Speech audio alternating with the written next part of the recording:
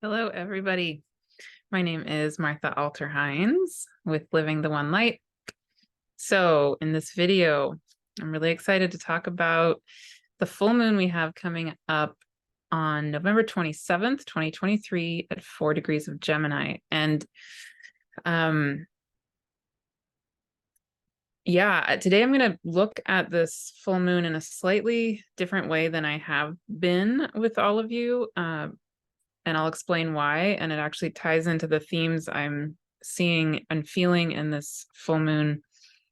And when I first looked at the chart of this upcoming full moon, it took me a minute to figure out what was calling to me about it, because we've had such intense, powerful eclipses, and the new moon we just had in Scorpio, also just so off the chart powerful. This chart didn't immediately scream to me, intense. So it took me a little while to figure out, to feel into what is wanting to be said, but it's so beautiful and I'm super excited. Yeah, what actually ended up coming through in my praying and when I really felt into it, I'm really excited to share it with you. So here we go.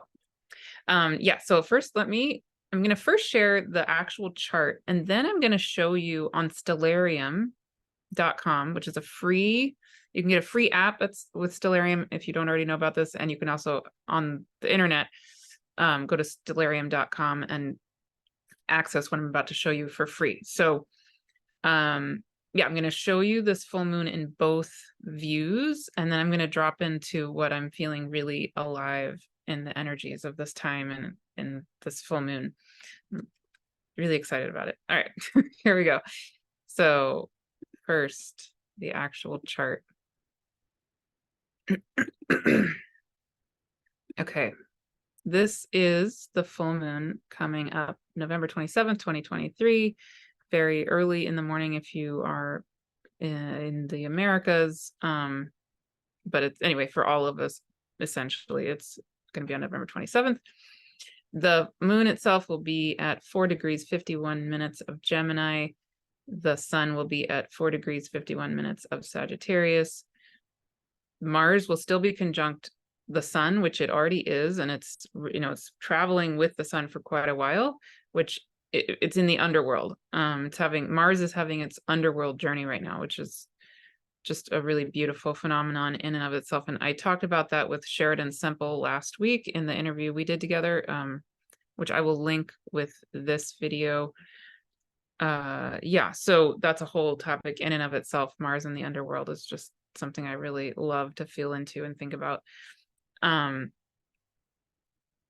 Ceres, the dwarf planet, the largest of the asteroids, is also going to be still with Mars and the sun, which it was on this new moon also.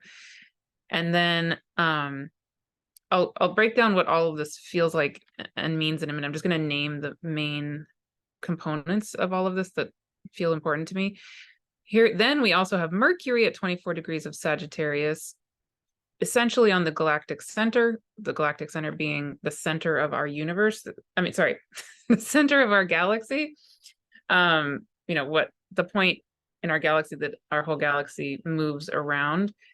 And that is technically at 27 degrees of Sagittarius right now, but Mercury will basically be on the galactic center. And we'll have Venus essentially on the south node at in Libra. And we're going to have Saturn squaring the sun, the moon, Mars, Ceres, and Sedna. I'm going to talk about Sedna in a second. So Sedna is going to be, relatively close-ish to the moon. And I've taken out a lot of the points I typically look at in this chart, because when I looked at the chart with everything on it, these were actually the points that really stuck out to me, which is kind of unusual. I usually get drawn to other points in a chart. One thing that does exist, just FYI, is Gong Gong, the one of the Kuiper belt objects is currently at 4 or 5 Pisces. It's hanging, it moves very, very slowly. Gong Gong moves very, very slowly. So it's hanging around that 4 or 5 degree mark of Pisces for quite a long time. So it's going to be squaring the sun and the moon. I didn't feel called to drop into Gong Gong with this moon, but that does exist. If that happens to call to you, you can definitely look into it. Yeah, so those are the main astrological sort of facts. We still have Eris Sedna on the North Node. We have the North Node heading toward its conjunction with Chiron, which will be exact in February of next year. So those are the main things really sticking out to me about just the facts of this chart. And then, yeah, okay, so actually I'll stop sharing here, and I'm gonna talk a little bit. I want to show you the full moon in the sky on Stellarium in 1 second, but first I will just name a few of the themes that I'm feeling in that chart. So so when we have Saturn involved in anything, also Sheridan and I talked about this in that same interview last week, you know, people can get scared of Saturn, people can get scared of Mars. We have both Mars and Saturn involved in this chart, and Mars and Saturn actually squaring each other. Like, yes, certainly an astrologer could look at that and say, oh, there's going to be, you know, difficulties arising potentially in this. And I'm not saying there wouldn't be. As Sheridan and I, though, said, I love what Sheridan said in that interview where she said, we want to be moving away from patriarchal ways of being, and yet we perpetuate them ourselves, right? So when we talk about Mars and Saturn as these malefics, as these difficult planets, what are we doing? We're just perpetuating this idea that we want to be moving away from. So how about we give them a chance to be all of who they are? And actually, that relates exactly to the huge, huge, huge themes I'm seeing in this chart. So again, okay, so the moon itself is in Gemini. The sun is in Sagittarius and Saturn is in Pisces. I feel those as kind of the main 3 players that I'm really drawn to, and Mars in there too, and the other things I named. But just if I'm just focused on the sun, the moon, and Saturn, just starting there, the immediate theme that arises for me is the releasing of stories. So Gemini has a lot to do with stories, storytelling, how we perceive things, how we communicate things, how we learn things, and the multiplicity of possibilities. Gemini is also ruled by Mercury, and Mercury in this chart is going to be on the galactic center. So Mercury itself, Gemini too, but especially Mercury, is also about the non-binary of gender and the non-binary of the binary, right? So Mercury is mercurial. Literally, it's Mercury has to do with fluidity and changeability, and Gemini is a mutable sign. So there's a lot of energetics in this chart. It's all mutable signs. It's, you know, the moon in Gemini, the sun in Sagittarius, all these other planets in Sagittarius, and then the Saturn in Pisces. Those are all mutable signs, which again, mutable meaning very changeable and flexible. And so what I feel us really being encouraged to do and supported to do, and what I'm getting told in my prayers was, again, I was checking on it before I made this video this morning, you know, what is mine to do? And what is it that I'm supposed to share? And what I kept getting shown, the one and only theme I kept getting shown was let go of the stories, let go of the stories, let go of the stories, unhook from the karmic stories, Saturn. Saturn has a lot to do with karma. And so when we have a lot of energy in Sagittarius, which this chart absolutely does, the Sun, Mars, Ceres, Mercury, etc. I love Sagittarius. I mean, I have very strong Sagittarian, Jupiterian energy in my own chart. So I'm not putting down Sagittarius. Sagittarius can have to do with our belief system, honesty, the sort of what is our natural inherent truth. And it can have to do with expansion and learning and travel and all these things. And then a sort of more shadow side of Sagittarius definitely can have to do with us feeling like we are right, very righteous, very, I know the truth because I just know it, which sometimes is helpful and sometimes can become dogmatic, can become not helpful, essentially, right? So Gemini is the balance of Sagittarius and has to do with learning, having a beginner's mind, an open mind, which can be really, really beautiful. And then when we have Saturn squaring the sun and the moon being in Gemini, the sun being in Sagittarius, Saturn just went direct at 0 degrees of Pisces. And so in so many ways, I feel Saturn really supporting us to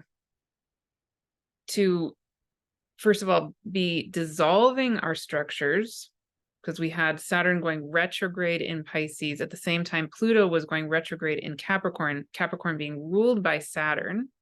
So there's this really, really, really strong energy of dissolving all of our structures, and I still feel that energy there. But now Pluto has gone direct, Saturn has gone direct, and so there's also an energy of now, Pluto was going retrograde and it was squaring the nodes of the moon. So there's really, really strong energy for the last several months of us being that caterpillar going into the chrysalis, dissolving into the goop fully. And then Pluto went direct and is now moving out of the square to the nodes. And now Saturn has gone direct. So there's definitely an energy, I would call it a slow, very slow building energy of now the new forming in some sense. And Saturn is in Pisces. So the reminder I keep getting in my prayers over and over and over again is sure, let the form, the new stories begin, to be created, to birth themselves, and continuously be letting them go, continuously be acknowledging that the ultimate reality is just purely source, Pisces. The ultimate truth of what structure is in existence is just the all that is and the nothing that is. The source, the light, Pisces. So in other words, what they're saying is, even as we're still I still feel it's dissolving the old for sure. Pluto is still in Capricorn, among other things. And yet there is now also an energy of building the new, or letting the new emerge. But even as the new is emerging, what they're saying is you need to still be letting go into the reality of the nothing and the everything continuously, always, all the time. So in my own praying, for example, this morning, I asked, I went through my whole thing that I do every morning. And at the end, I always ask, I say, I am highest quantum source light. What is mine to do? And then I get shown what to do. So this morning I asked, what is mine to do? And I got shot out of the time-space continuum into the void and taken into source, into the light. And I got basically told to let my whole body, my whole being dissolve into the light, to let it all go. Any conception of anything I think I want, anything I think I need, or, is correct or whatever, let it all go back into source. Saturn in Pisces. It's like, yes, let the new birth itself, and yet be constantly letting it go back to source, because source is the ultimate wisdom of how to be building structure and what is needed in every single moment. Okay, so that's the basic gist of the overall theme I feel in this chart. But then I want to add in a few elements that are so beautiful and so cool. And so I'm going to go back to the regular chart one more time, because I think there's something I maybe forgot to say with that, or I want to emphasize again. I'm trying to remember what it was. Oh yeah. Okay. So two main things. So not only do we have Saturn going direct in Pisces, squaring the sun and the moon, which again is very related to that energy of dissolving the structures, be building yet continually dissolving into the nothing and the everything, and letting our wisdom come directly from source through ourselves as source. So we've got that. But again, we have Mercury on the galactic center. So Mercury is, among other things, our function of having information come through, and how we communicate, and how we perceive things, and how we put pieces together, like data together, how we conceptualize data, that kind of thing. So Saturn is saying, yeah, continually release what you think the structure should be back into source. Let it emerge from source itself. Mercury is supporting us then at the same time to be getting our data directly from the center of our galaxy, which I experience as one direct portal to source, essentially. So they're saying the same thing in a sense, right? And then we have Venus on the South Node in Libra. I mean, that's a whole topic, humongous topic in and of itself. But again, I feel like that's really supporting us to truly listen, to truly come into the balance and the harmony of the all that is, of ourselves, of love, real love, and the balance of knowing ourselves and knowing the other, and not just doing what we think we want, but to really be in tune with the balance and the harmony of all things. And to also, South Node be letting go maybe of, people pleasing and things that might get in the way of us truly listening. In other words, it's not helpful to overly listen, like deny, not see the real truth because we're trying to please somebody else. We're releasing those patterns also. And then we have the moon near-ish Sedna, and I'm going to show you in a minute why I say near-ish. But it's near-ish Sedna, and I've talked a lot about Sedna in other videos, including the interview I did with Jennifer Gale, which I definitely recommend if you want to hear more about Sedna.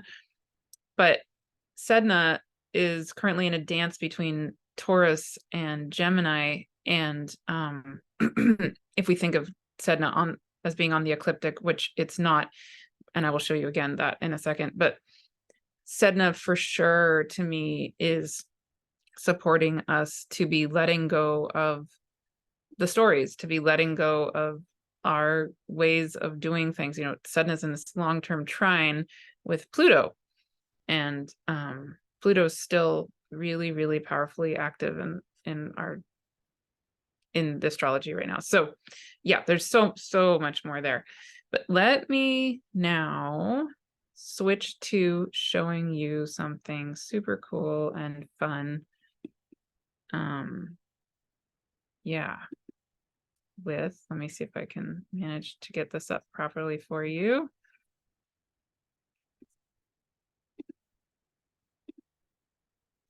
Yes, it worked. Okay.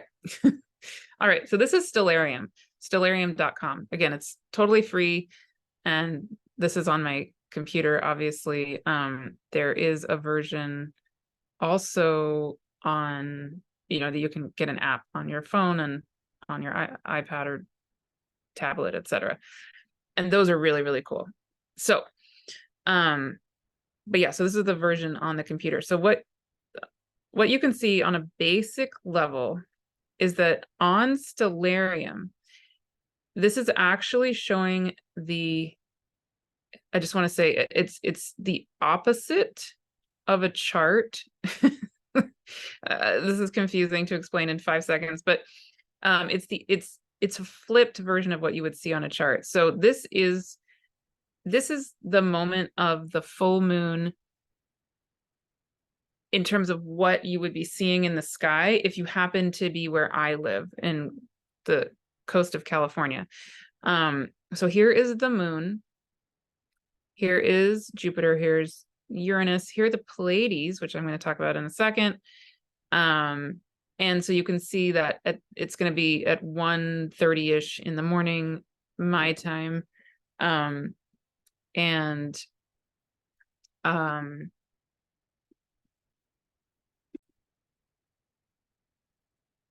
Yeah, so you might have noticed that on the actual astrology chart, the moon was over on this side of the chart, opposite of where it is in this Stellarium version. So on an astrology chart, on the left side of the chart is what is rising in the sky, but in real life, and on Stellarium,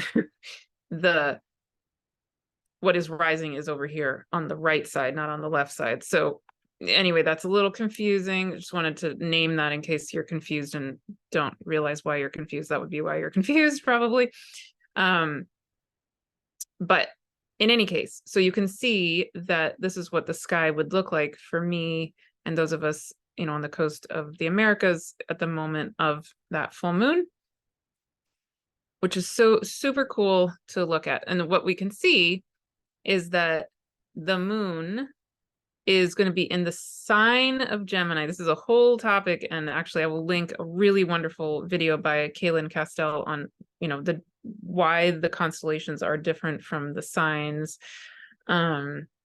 etc. But you can see that the moon itself will be in the sign of Gemini, but actually in the constellation of Taurus or the bull, and really near the Pleiades. And I also want to show you Sedna. So I'll do that in a second. But Sedna also, is close-ish to where the moon is going to be, but actually Sedna is going to be more like up here, because Sedna, again, is not on the ecliptic. So the ecliptic is this red line. This is the line that, from our vantage point, the sun, this is where the sun goes in our sky through these constellations. And most of the planets typically, in general, also follow this red line.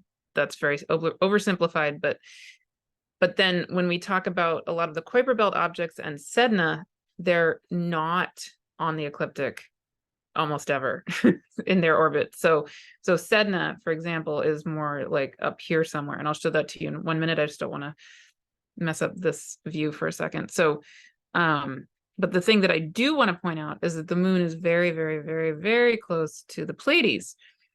And that is a whole other topic that I will be talking about more, because something that I personally am feeling really drawn to, and I think a lot of you are feeling drawn to, and just a lot of people in general are feeling drawn to in various ways, is I really feel all of existence coming back online together. So actually I'm going to stop the share for a second so I can drop into this with you a little more directly. So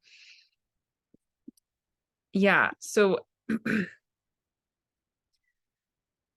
is a huge topic, huge, gigantic topic, really important to me, though. So what I feel happening, what I feel us really being held to do and held, called to do, lots of us, is to be dropping into, again, letting go. We're being so supported to be letting go of these old stories, these old ways of conceiving of things, of our old structures, et cetera, et cetera, et cetera. And then the question becomes, okay, where do the new stories come from, or where do the new structures come from? And I don't think there's any one particular right answer. But I do feel very strongly that one not so helpful answer is to try to come up with a new thing. In other words, from our mind, from our brain. Our brains are really helpful, but I don't feel like that is where these new answers are going to come from. It needs to come from source itself. It needs to come from our own connection as the all that is. So again, in my praying, something that I feel happening, and I just feel it happening in general because I feel it happening, is a coming back online of the whole, the way I experience it is the entire grid, the light grid of all of existence coming back into wholeness, coming back into oneness. So this has so many layers to it and so many components. But essentially what I feel is that we have been in this illusion. I talked about this in the last video I did where I channeled a message about our crystalline light beings. We've been in this illusion of separation. And it's an illusion. So we know that, right? We intellectually know that we are the one, we are source, we are light, we are all of that. And speaking for myself, I mean, I've known that in my mind for a long time. I don't know, since I was a teenager or something, and I was attending Unity Church, right? It's like, I've known that.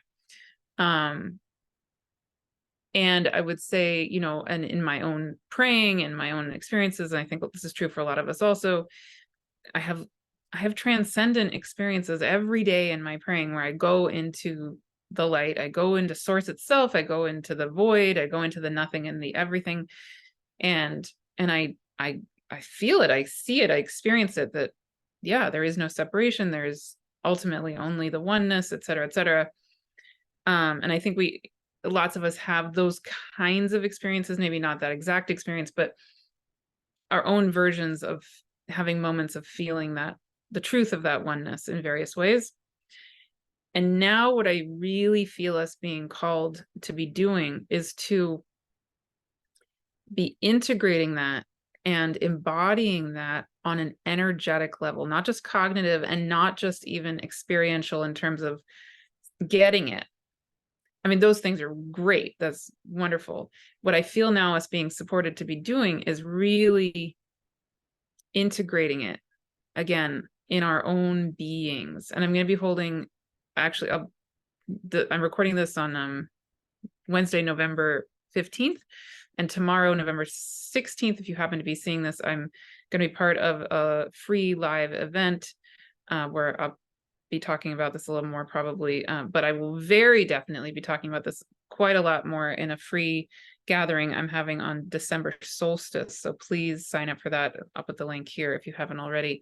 Yeah, I'm really being called to hold space for us to deeply come into that experiencing of our energetic being in this new divine blueprint of whatever is right for you personally and all of us. But one major component of all that I feel happening so much, and that, is both inevitable and really wanting to happen is a coming back to the oneness of the all that is in everything. And so what that means, what that feels to me like is not only have we had this illusion of separation in general, but we've also had an experience of the dimensions of existence, of this world, of the earth, of everything being a little bit more separate. But it's not real, and it's not the natural state of being. It's not the truth of how life actually is. So what I feel happening is all of this, the multi-dimensions, the infinite dimensions, coming back to click back into the one. And in doing that, part of that is the stars themselves, for sure, for sure, for sure, for sure. What I feel happening is, for example, the Pleiades, really calling to me, and I think calling to many of us, wanting to come back online energetically, on an energetic level, the light of the stars to click back into the being, into the light of who each of us are, into the light of the earth itself. And to click into the ultimate right relationship of the cosmos and of existence to everything. And it's really, it's basically like in a certain way, all of existence trying to click into its own crystalline light being. That's not quite the right wording, but that's one way I could put it. Yeah, more will be coming through over the next few weeks that maybe will help me articulate this a little better. But so what I feel so strongly in all of that is a calling and a need for us to come into, to drop into,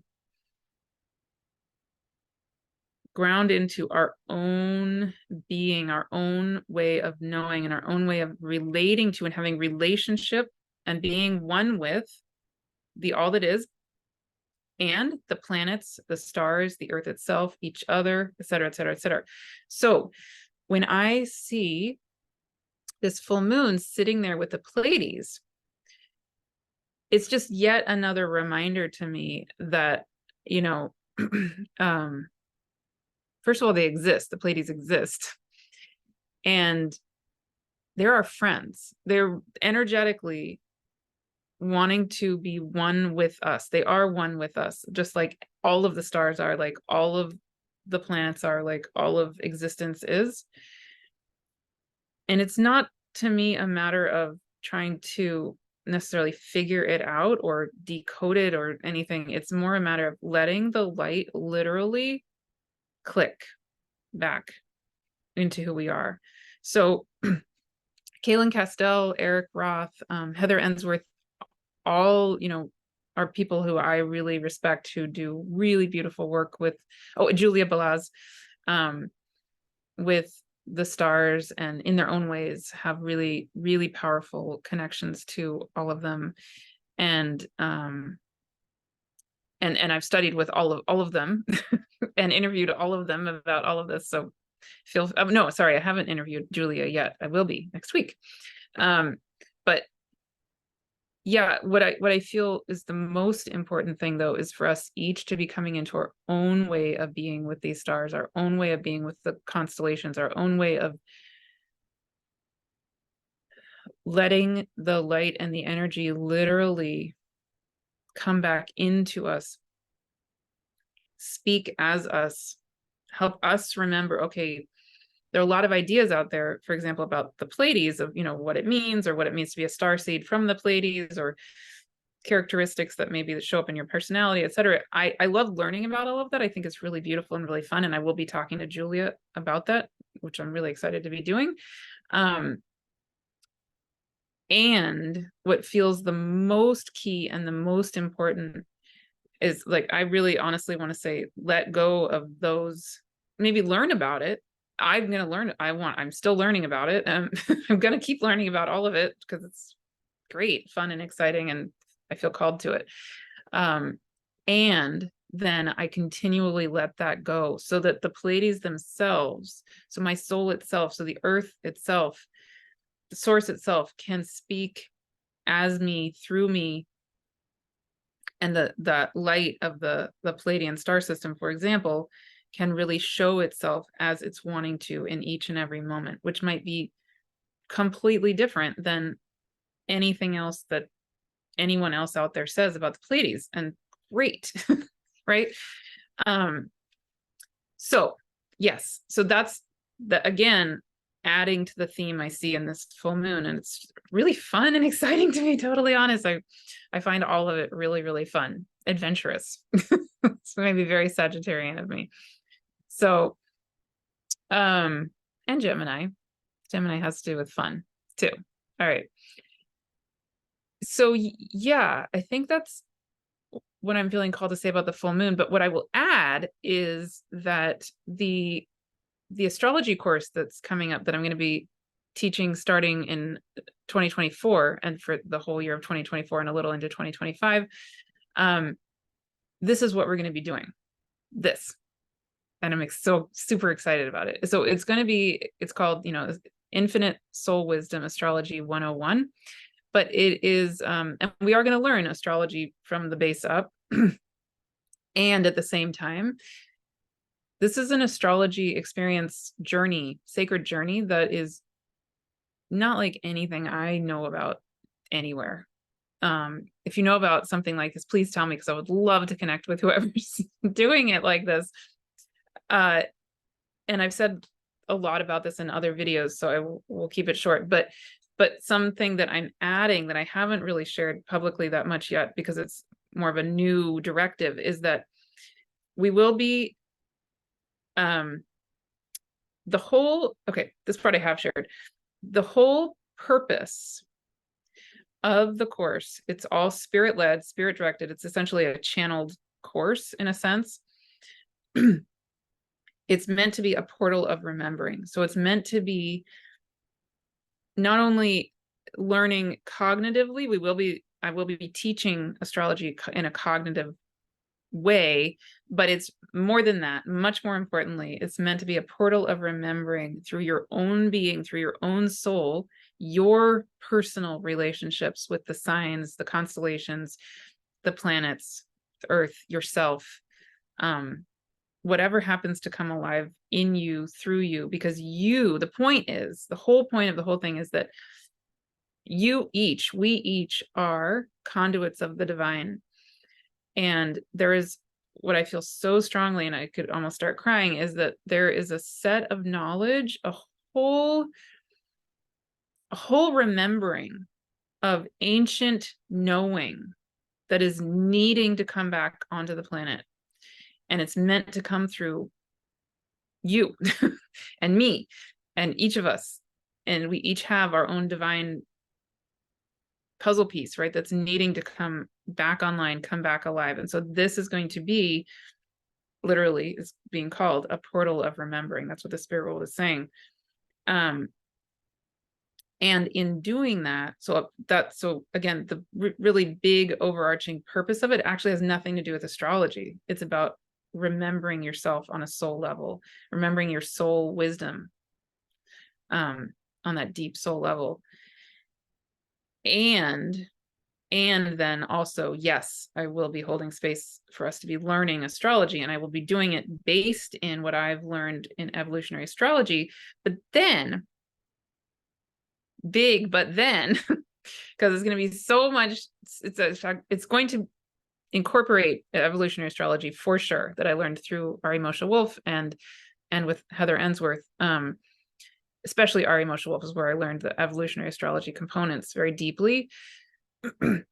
But then, in addition, I will be weaving in what I've learned with Heather, plus a lot of what I'm being guided to now, which is, as a lot of you know, Heather incorporates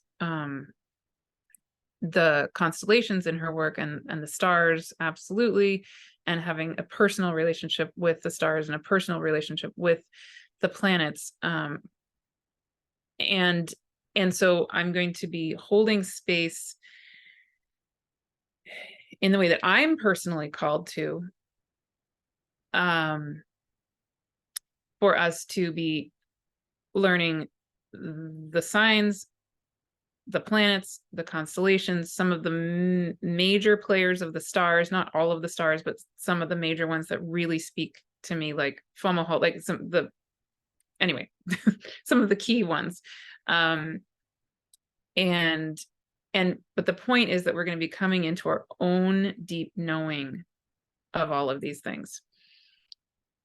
And we're going to be doing actually very much what this full moon is really encouraging and supporting us to be doing, which is letting go, learning the stories, learning what the traditions have been with these planets, with these energies, all of them, and letting that go and coming into your own deep knowing, your own soul way of being, and then seeing what's alive.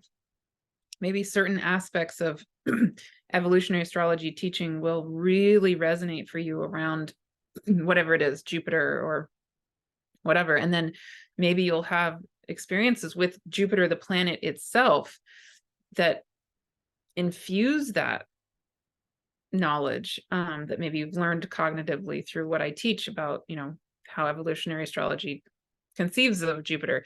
And we'll also be looking at the planet Jupiter itself astronomically on a scientific level. Well, for example, this past weekend, I saw Jupiter through a telescope at my Natural History Museum. There was a stargazing party, and it was so cool because I got to see Jupiter with 4 of its moons. It has lots and lots of moons, I'm also going to be incorporating the moons of the planets, which is something I never learned in any of my time learning astrology. So, for example, Pluto has this, moon Charon, which is such a powerful being. I can feel the power of that. And we're going to incorporate, how do these moons then inform our relationship with these planets and the beings of the planets themselves? So I got to see Jupiter and 4 of its moons. I got to see Saturn and its rings. Like, it really has rings.